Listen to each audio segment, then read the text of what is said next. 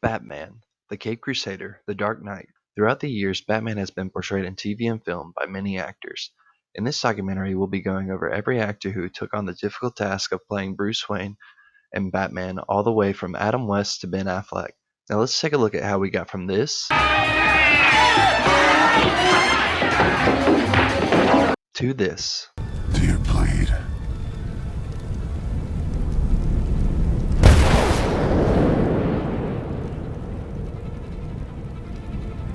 You will. Adam West starred as Bruce Wayne and Batman in the TV series titled Batman from 1966 to 1968. In this successful TV series, it was thought of as an action comedy, more on the comedy side because of its deliberate, goofy style and unrealistic situations. This scene from the series shows the overall feel of Adam West's version of the Caped Crusader. Hand me down the shark repellent bat spray!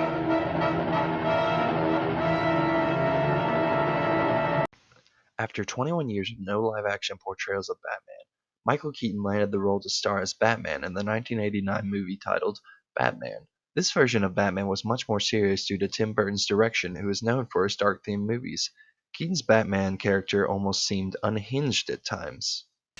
And then he had us. Lights out! Now you want to get nuts! Come on! Let's get nuts. Before the film was released, fans didn't know what to think of Keaton being named to star as Batman because he was known as a comedic actor, but Keaton's serious version of Batman was wildly successful and beloved by fans. Keaton changed the perception of fans on who Batman was. The 1989 movie seemed to spark excitement in fans for seeing Batman on the big screen. It led to many sequels.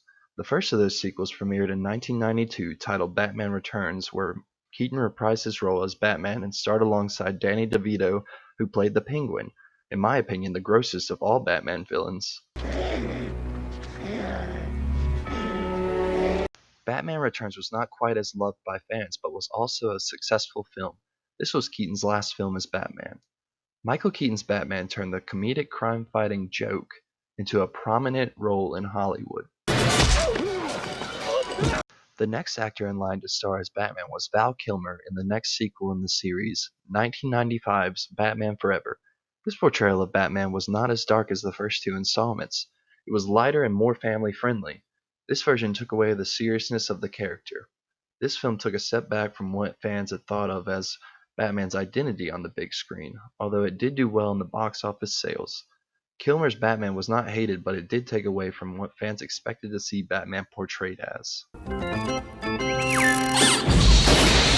If Batman Forever was a step back, 1997's Batman and Robin was a huge leap back. George Clooney took on the role of Batman in the fourth and final installment of the 1990s Batman series of films. This movie was hated by fans for trying too hard to be funny and having many unrealistic situations. George Clooney is a very popular and loved actor, but gave a goofy rendition of Batman almost similar to Adam West's version. Batman and Robin was the lowest grossing live-action Batman film of all time. After an 8-year gap, the Batman was rebooted in the 2005 film Batman Begins, the first installment of the Dark Knight trilogy. Christian Bale landed the starring role as Bruce Wayne and Batman. Bale went all in for the character and transformed his body by tacking on 70 pounds of muscle. Bale's version of Batman, much like Michael Keaton's, was a very serious and much darker portrayal of the character compared to Clooney and Kilmer's Batman. Bale's version of Batman saw great reviews and was loved by fans. Bale went on to reprise his role as Batman in the 2008 film The Dark Knight and the 2012 film The Dark Knight Rises. All three movies in the Dark Knight trilogy saw great success in the box office, and Bale's Batman is thought of by fans as one of the best portrayals of the Caped Crusader. In 2016, the iconic character was brought back in the film Batman vs. Superman: Dawn of Justice, where Bruce Wayne and Batman was played by Ben Affleck. Ben Affleck's Batman was different than other portrayals as he was a middle-aged, seasoned crime fighter who had been through many tragedies. His character was much darker than any other version of Batman. Affleck's Batman got mixed reviews from fans, but the bulk of the fans' reactions were negative. He went on to reprise his role in the 2017 film Justice League, where he gave a similar performance. Since 2017, there has been no live-action portrayals of Batman. In the last 50 years, there has been 6 actors who starred as Batman, and it's safe to say there will be many more actors who take on the task of playing Batman in the next 50 years.